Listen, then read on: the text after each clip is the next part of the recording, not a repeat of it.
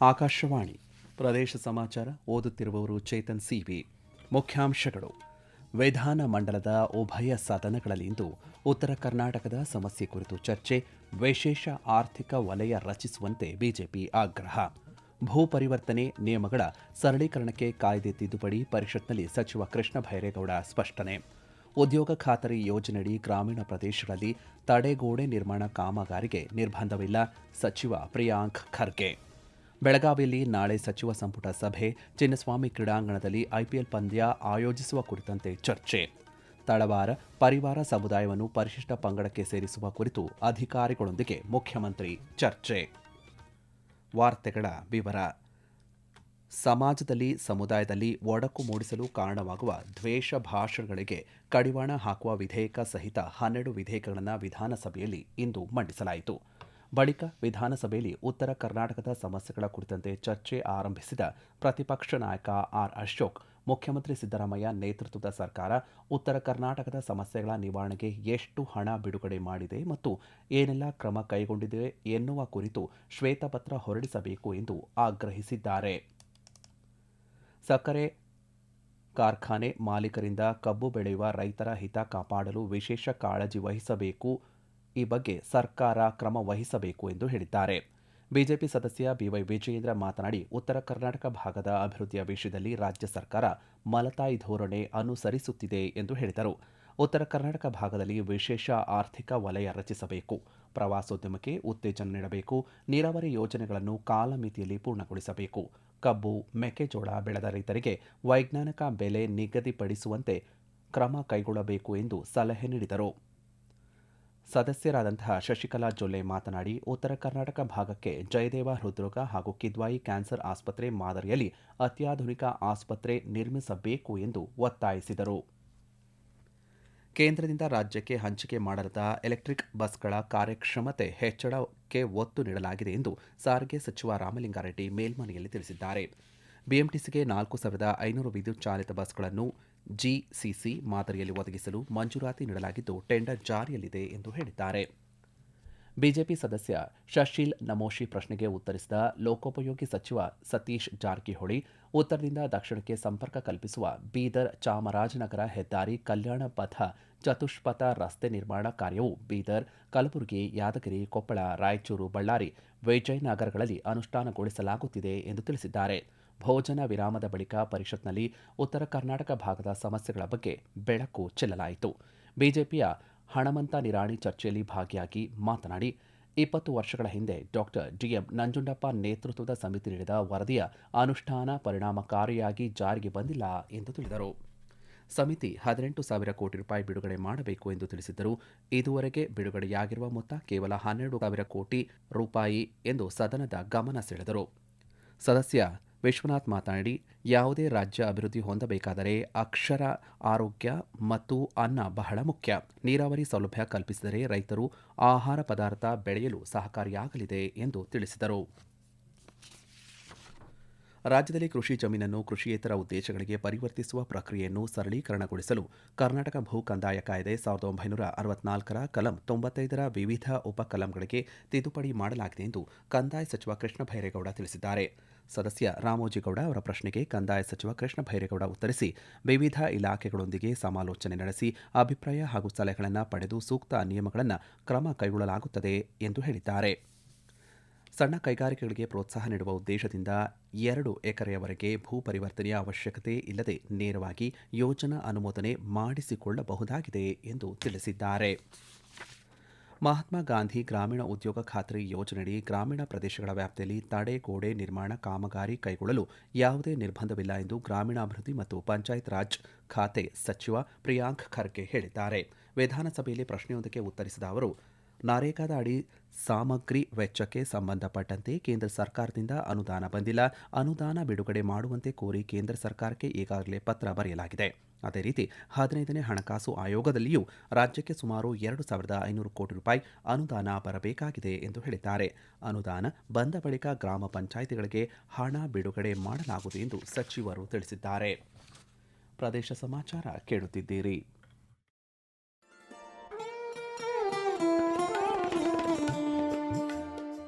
ಆಕಾಶವಾಣಿ ಸುದ್ದಿ ವಿಭಾಗದಿಂದ ಪ್ರದೇಶ ಸಮಾಚಾರವನ್ನು ಪ್ರತಿದಿನ ಬೆಳಿಗ್ಗೆ 7:05, ಮಧ್ಯಾಹ್ನ 12 ಮತ್ತು 2:30 ಹಾಗೂ ಸಂಜೆ 6:40ಕ್ಕೆ.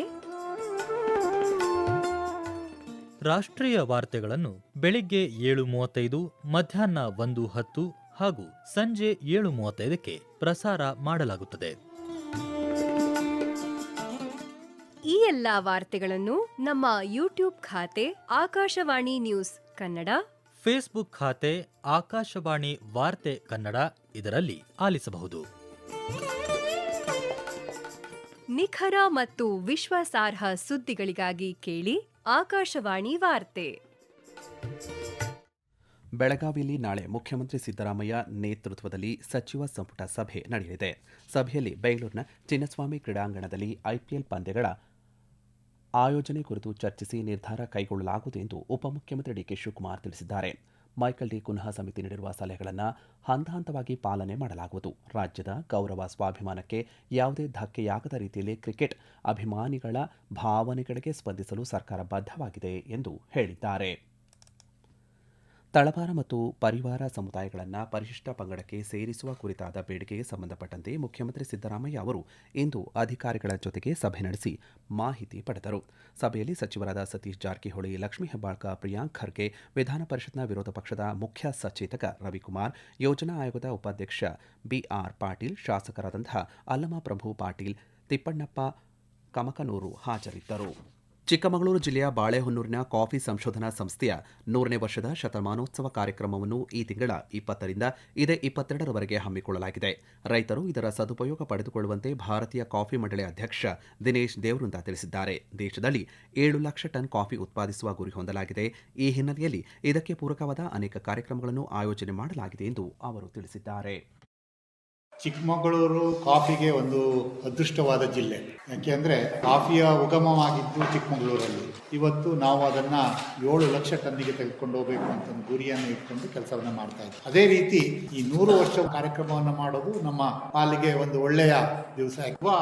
ಯಾರು ರೈತರು ಅಥವಾ ಬೆಳೆಗಾರರು ಈ ಕಾಫಿ ಅಥವಾ ಕೃಷಿಯಿಂದ ಹೊರಗಡೆ ಹೋಗ್ತಾ ಇದ್ದಾರೆ, ಅವ್ರನ್ನೆಲ್ಲ ಮತ್ತೆ ಕೃಷಿಯಲ್ಲಿ ತೊಡಗಿಸ್ಕೊಳ್ಳುವಂಥ ವಿಚಾರಗಳನ್ನು ನಾವು ಸೆಮಿನಾರ್ಗಳಲ್ಲಿ ಇಟ್ಕೊಂಡಿದ್ದೀವಿ. ಸುಮಾರು 2 ಹೊಸ ವೆರೈಟಿ ಕಾಫಿಗಳನ್ನು ರಿಲೀಸ್ ಮಾಡ್ತಾ ಇದ್ದೀವಿ.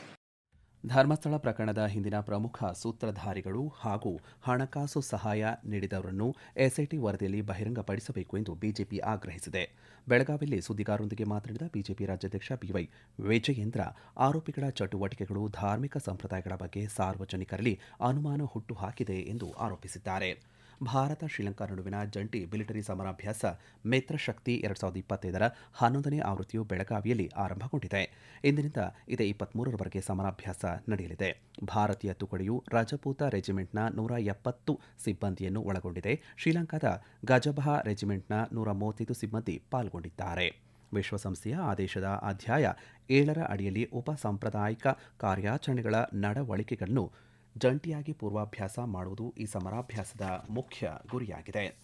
ಕಾಂಡ್ಲಾ ವನಗಳು ಸಾಗರ ತೀರಗಳ ರಕ್ಷಾ ಕವಚ ಇದ್ದಂತೆ ಎಂದು ಕುಮಟಾ ಅರಣ್ಯ ಉಪ ವಿಭಾಗದ ಸಹಾಯಕ ಅರಣ್ಯ ಸಂರಕ್ಷಣಾಧಿಕಾರಿ ಕೃಷ್ಣಗೌಡ ತಿಳಿಸಿದ್ದಾರೆ.